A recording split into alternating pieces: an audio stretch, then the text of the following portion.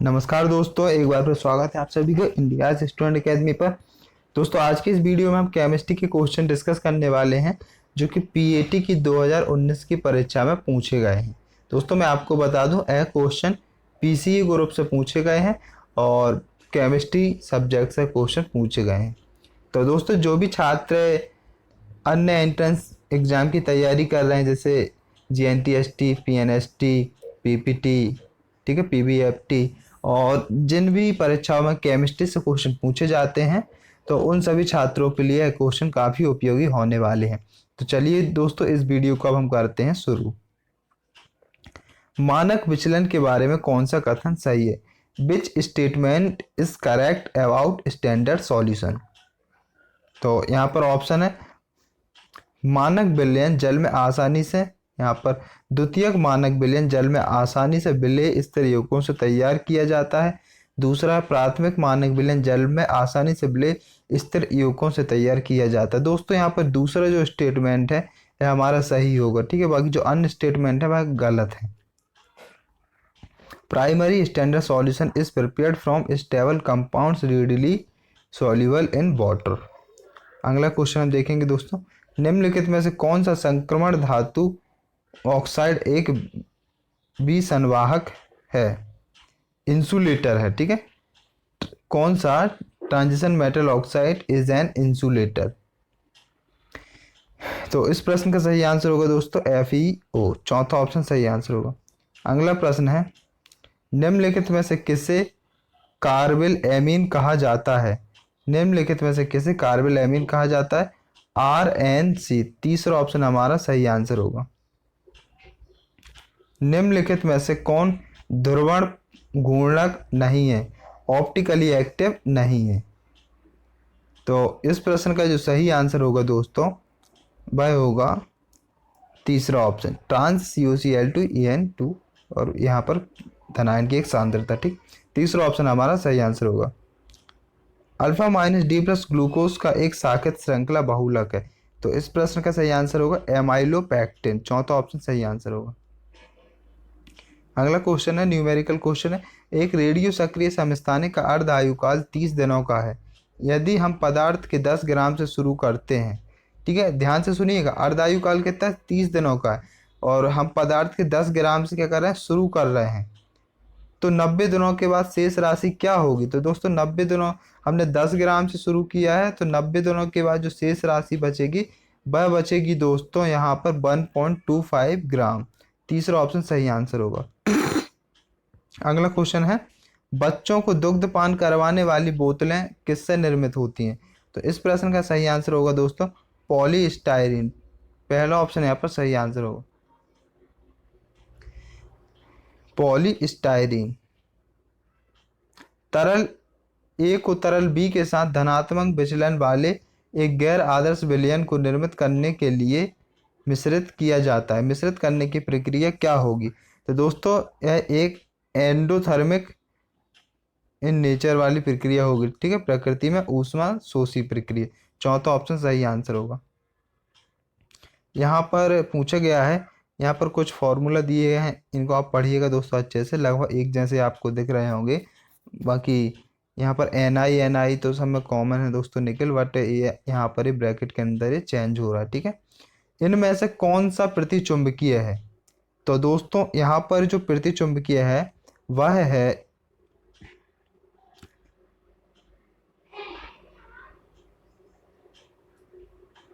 यहाँ पर दोस्तों जो प्रतिचुंबकीय है वह मैं आपको बता दूं, ये जो दूसरा वाला और तीसरा वाला दोनों कैसे प्रतिचुंबकीय हैं। तो इस प्रश्न का जो सही आंसर होगा दोस्तों वह होगा हमारा तीसरा ऑप्शन। तीसरा ऑप्शन इस प्रश्न का सही आंसर होगा।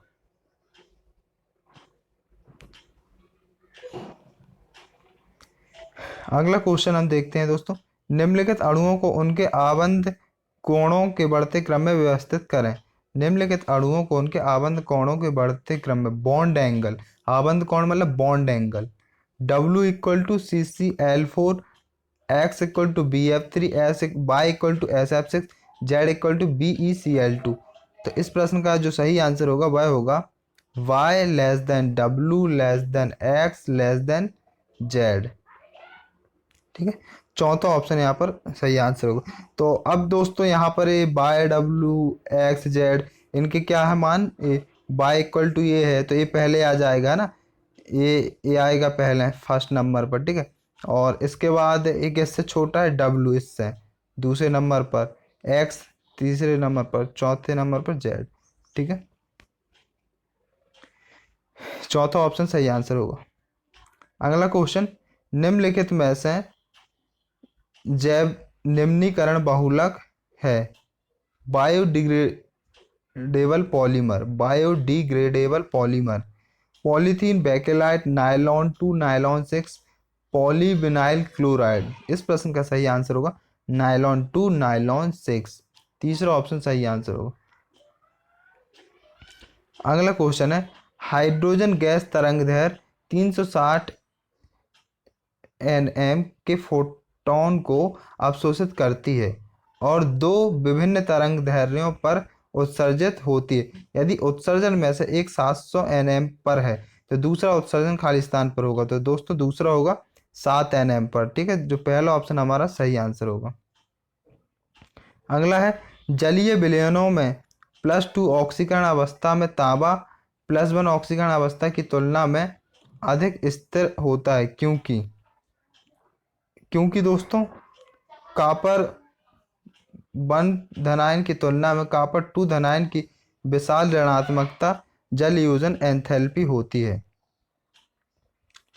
तो दोस्तों इसको आप अच्छे से क्वेश्चन को समझिएगा। ठीक है, क्वेश्चन है, जलीय विलयन में +2 ऑक्सीकरण अवस्था में तांबा की +1 ऑक्सीकरण अवस्था की तुलना में अधिक स्थिर होता है, क्योंकि। तो इसका कारण क्या है दोस्तों, ये जो हमारा दूसरा ऑप्शन है दोस्तों, कॉपर +1 की तुलना में कॉपर 2+ की विशाल ऋणात्मकता जल योजन एंथैल्पी होती है। ठीक है, larger negative hydration enthalpy of copper 2 ion than copper 1 ion. अगला है, कैलामाइन निम्न का अयस्क है। तो इस प्रश्न का आंसर होगा जिंक का। किसका, दूसरा ऑप्शन हमारा सही आंसर होगा। Calamine is an ore of zinc. Next question है, हवा में नमी को नियंत्रित करने के लिए उपयोग किए जाने वाले पदार्थ का नाम बताइए। तो इस प्रश्न का आंसर होगा सिलिका जेल। सिलिका जेल, दूसरा ऑप्शन सही आंसर होगा सिलिका जेल। Ti3+ के एक जलीय विलयन द्वारा अवशोषित द्रव्यमान प्रकाश के रंग को पहचाने। Identify the colour of visible light absorb by an aqueous solution of Ti3 धनायन। आंसर होगा हरा और पीला प्रकाश, green and yellow light. Fourth option यहाँ पर सही आंसर होगा। रेडियम द्वारा एक अल्फा कण के उत्सर्जन द्वारा बनने वाले नए तत्व की स्थिति क्या होनी चाहिए जो आवर्त सारणी के दूसरे समूह में मौजूद है। तो इसका आंसर होगा शून्य समूह, 0 ग्रुप। चौथा ऑप्शन यहाँ पर हमारा सही आंसर होगा। अगला क्वेश्चन है, पायरोलुसाइट क्या है। What is pyrolusite. तो यह दोस्तों ये एक मैग्नीज युक्त खनिज है। यह मैग्नीज युक्त एक खनिज है। ठीक है, जो तीसरा ऑप्शन है हमारा सही आंसर होगा। It is a mineral containing manganese. दोस्तों अगला क्वेश्चन है, सेल का सबसे निम्न मुख्य क्वांटम संख्या मान क्या है जो एफ कक्ष को समायोजित कर सकता है। इस प्रश्न का आंसर होगा n=4। पहला ऑप्शन हमारे यहाँ पर सही आंसर होगा। अगला क्वेश्चन हम देखेंगे, फ्रीडल क्राफ्ट अभिक्रिया में AlCl3 निम्न के रूप में कार्य करता है। फ्रीडल क्राफ्ट रिएक्शंस के बारे में तो आपने सुना ही होगा दोस्तों। इसमें जो AlCl3 होता है ये किसके रूप में एक्ट करता है। तो यहाँ पर ऑप्शन आप देख सकते हैं दोस्तों, basic catalyst, oxidising agent, reducing agent, acid catalyst. तो आंसर होगा इसका एसिड कैटालिस्ट, अम्ल उत्प्रेरक के रूप में कार्य करता। अगला क्वेश्चन हम देखेंगे, निम्नलिखित हेलो एल्केन में से कौन SN2 क्रियाविधि द्वारा तत्परता से जल विघटन से गुजर जाएगा। Methyl chloride, neopentyl chloride, tertiary butyl chloride, isopropyl chloride. तो इस प्रश्न का सही आंसर होगा मिथाइल क्लोराइड। जो पहला ऑप्शन है दोस्तों यहाँ पर सही आंसर होगा। अगला क्वेश्चन हम देखेंगे, निम्नलिखित में से कौन सी सबसे मीठी शर्करा है? Saccharin, sucrose, fructose, aspartame. तो इस प्रश्न का सही आंसर होगा फ्रक्टोज। तीसरा ऑप्शन हमारे यहाँ पर सही आंसर होगा। अगला क्वेश्चन है, निम्नलिखित में से कौन सा एक अमीनो अम्ल है? Amylopectin, pyridoxine, keratin, tyrosine. तो इस प्रश्न का सही आंसर होगा टायरोसिन। चौथा ऑप्शन हमारा सही आंसर होगा। अगला क्वेश्चन है, निम्नलिखित में से कौन सा एक विशिष्ट धातुवाव मेटालाइड है? धातुवाव को दोस्तों हम इंग्लिश में बोलते हैं मेटालाइड। ठीक है, यहाँ पर आप इंग्लिश में भी देख लीजिएगा metalloid. Which among the following is a typical metalloid? तो इस प्रश्न का जो सही आंसर होगा वह होगा दोस्तों AS और SB। पहला ऑप्शन हमारा सही आंसर होगा AS और SB। अगला क्वेश्चन, निम्नलिखित में से कौन सा एल्कोहल सरल ईथल का निर्माण करने के लिए निर्जलीकरण से होकर तत्परता से गुजरता है जब इसकी अधिकता 0 के पर सांद्र H2SO4 के साथ अभिक्रिया करता है? तो इस प्रश्न का जो सही आंसर होगा दोस्तों वह होगा प्रोपेन 1-ऑल। तीसरा ऑप्शन सही आंसर होगा। क्वेश्चन को आप अच्छे से एक बार रीड करिएगा दोस्तों। निम्नलिखित में से कौन सा एल्कोहल सरल ईथर का निर्माण करने के लिए निर्जलीकरण से होकर तत्परता से गुजरता है जब इसकी अधिकता 0 केल्विन पर सांद्र H2SO4 के साथ अभिक्रिया करता है? प्रोपेन 1-ऑल। तीसरा ऑप्शन यहाँ पर सही आंसर होगा। अगला क्वेश्चन है, कौन सा इलेक्ट्रॉनिक विन्यास डी ब्लॉक में एक तत्व को संदर्भित करता है? कौन सा इलेक्ट्रॉनिक विन्यास डी ब्लॉक में एक तत्व को संदर्भित करता है? इस प्रश्न का सही आंसर होगा 3D14S2। ठीक है, जो ये आर्गन वाला है दोस्तों। ठीक है, यहाँ पर 3D के ऊपर 1, 4S के ऊपर 2। ये जो इलेक्ट्रॉनिक विन्यास है दोस्तों जो सेकंड ऑप्शन में दिया हुआ है, यह क्या करता है? डी ब्लॉक में एक तत्व को संदर्भित करता है। ठीक है, अगला क्वेश्चन है, निम्नलिखित में से कौन सी प्रक्रिया एक्स किरणों के उत्सर्जन की ओर ले जाती है? तो इस प्रश्न का सही आंसर होगा इलेक्ट्रॉनिक कैप्चर। जो तीसरा ऑप्शन है इलेक्ट्रॉन कैप्चर। निम्नलिखित में से कौन सी प्रक्रिया एक्स किरणों के उत्सर्जन की ओर ले जाती है? तीसरा option electron capture.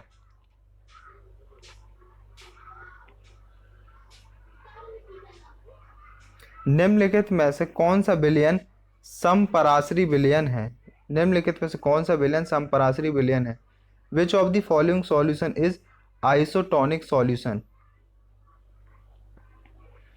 0.1 m BaCl2 और 0.1 m Na2SO4। 0.1 m BaCl2 और 0.1 m Na2SO4। यहाँ पर दोस्तों अगला क्वेश्चन है, निम्नलिखित में से कौन सा संकरण के लिए एक शर्त नहीं है? तो जो दूसरा, तीसरा और चौथे ऑप्शन में जो स्टेटमेंट लिखे हुए हैं दोस्तों, तीनों शर्त हैं। यह आवश्यक नहीं है कि केवल आधे भरे हुए कक्ष संकरण में भाग लेते हैं। संकरण से गुजरने वाले कक्षों में लगभग बराबर ऊर्जा होनी चाहिए। अंतिम सेल में मौजूद कक्षों और अतुलनीय ऊर्जा के उपान्य सेल को संकरण से होकर गुजरना होता है। बाकी जो पहला है दोस्तों, यह इसके लिए एक शर्त नहीं है। संकरण से पहले इलेक्ट्रॉनों का संवर्धन एक आवश्यक स्थिति है। Promotion of electron is an essential condition prior to hybridisation. तो पहला जो ऑप्शन है दोस्तों, यह एक शर्त नहीं है। ठीक है, बाकी तीन शर्त हैं। अगला क्वेश्चन है, निम्नलिखित में से कौन सा पेंटाहेलाइड नहीं बना सकता? पेंटाहेलाइड जो नाइट्रोजन है दोस्तों, जो तीसरा ऑप्शन है दोस्तों, यहाँ पर हमारा सही आंसर होगा, यह पेंटाहेलाइड नहीं बना सकता। ठीक है, एक छात्र को कमजोर क्षार और मजबूत अम्ल के बीच एक अनुमापन प्रदर्शन करना है। प्रयोग हेतु वह किस संकेतक का चयन करेगा? Methyl orange, thymol blue, phenolphthalein, litmus विलियन। इस प्रश्न का सही आंसर होगा मिथाइल ऑरेंज। जो पहला ऑप्शन है दोस्तों हमारे यहाँ पर इस प्रश्न का सही आंसर होगा। तांबे के निष्कर्षण में मैट की संरचना या संयोजन है, तो इस प्रश्न का सही आंसर होगा Cu2S और FeS। ठीक है, जो तीसरा ऑप्शन है हमारा यहाँ पर सही आंसर होगा। तांबे के निष्कर्षण में मैट की संरचना या संयोजन है जो Cu2S और FeS। तीसरा ऑप्शन यहाँ पर हमारा सही आंसर होगा। समूह 14 के तत्वों में निम्न ऑक्सीकरण स्थिति समूह में नीचे जाने पर अधिक स्थिर हो जाती है। ऐसा निम्न के कारण होता है: उदासीन जोड़ी प्रभाव, इंसर्ट पेयर इफेक्ट के कारण। उदासीन जोड़ी प्रभाव, जो पहला ऑप्शन यहाँ पर हमारा सही आंसर होगा। कॉम्प्लेक्स की स्थिरता को निम्न संदर्भ में व्यक्त किया जा सकता है, तो इस प्रश्न का सही आंसर होगा साम्यावस्था स्थिरांक, इक्विलिब्रियम कांस्टेंट। तीसरा ऑप्शन यहाँ पर हमारा सही आंसर होगा। सबसे बाहरी उपांत सेल संख्या 25 पर के संबंध में मैग्नीज 2 धनायन का इलेक्ट्रॉनिक विन्यास निम्न है। इस प्रश्न का आंसर होगा 3d की पावर 5 4s की पावर 0। जो पहला ऑप्शन है दोस्तों यहाँ पर हमारा यह सही आंसर होगा। अगला क्वेश्चन है उदासीनीकरण, न्यूट्रलाइजेशन, इसको इंग्लिश में बोलते हैं न्यूट्रलाइजेशन, की एंथैल्पी सबसे उच्च इसमें होती है। 4 ऑप्शन है, तो बताना किस में होती है। The enthalpy of neutralisation is highest in H2SO4 and NaOH। ठीक है,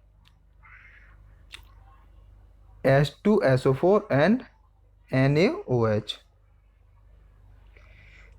चौथा ऑप्शन सही आंसर होगा।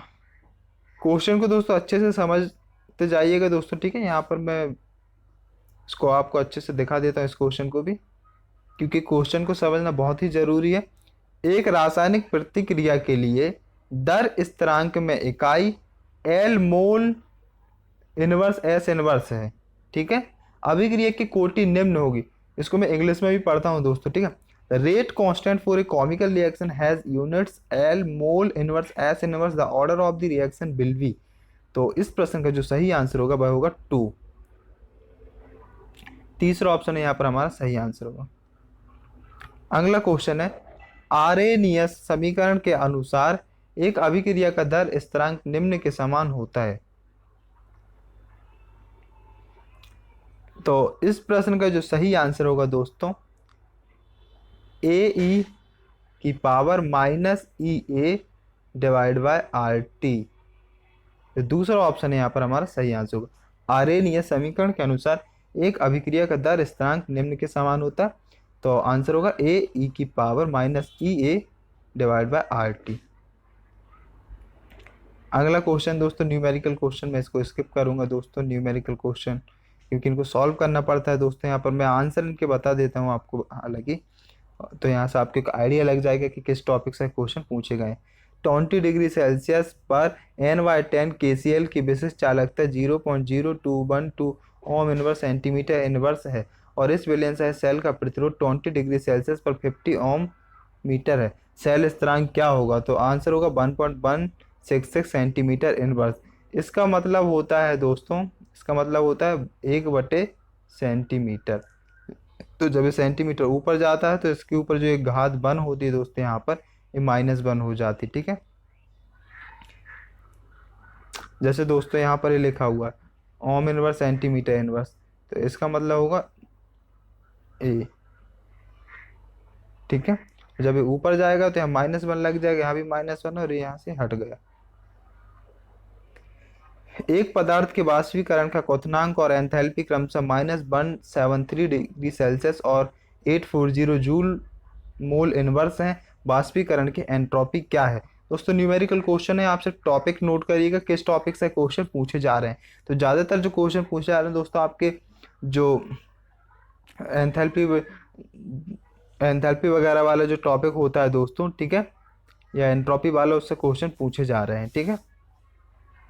Boiling point and enthalpy of vaporisation of a substance are -173 degree Celsius and 840 joule mole inverse respectively. The entropy of vaporisation is. तो दोस्तों ये जो question है हीट वाले टॉपिक से पूछे जा रहे हैं, ठीक है। जनरली ये हीट मास ट्रांसफर वाले उसमें आ जाते हैं दोस्तों कैटेगरी में।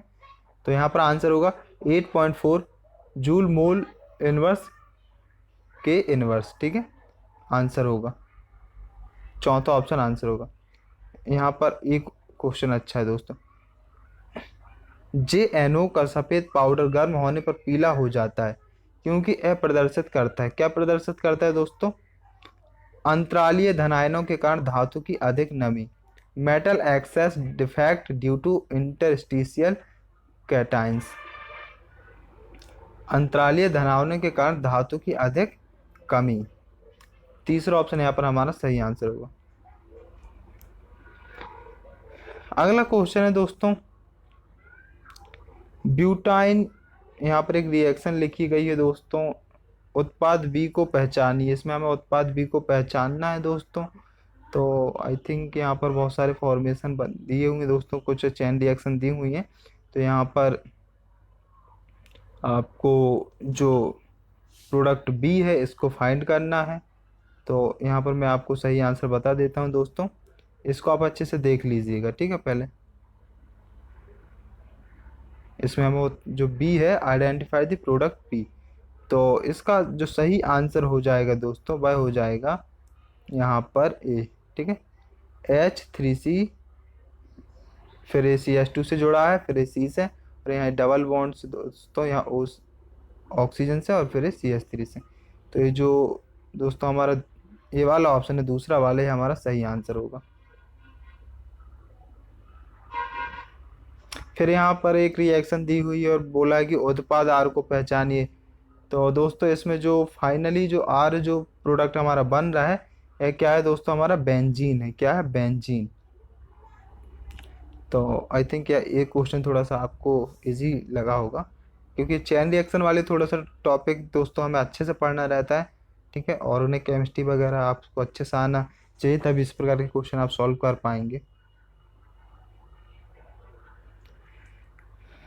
फिर ये दोस्तों एक और यहाँ पर रिएक्शन दी हुई है, चेन रिएक्शन।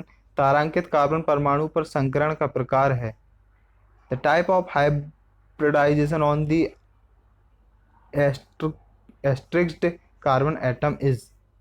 तो दोस्तों ये सी पर जो स्टार लगा हुआ है, तो ये जो परमाणु सी है, ठीक है, इस पर कौन सा संकरण है? तो sp संकरण है। कौन सा? sp। पहला ऑप्शन हमारा सही आंसर होगा।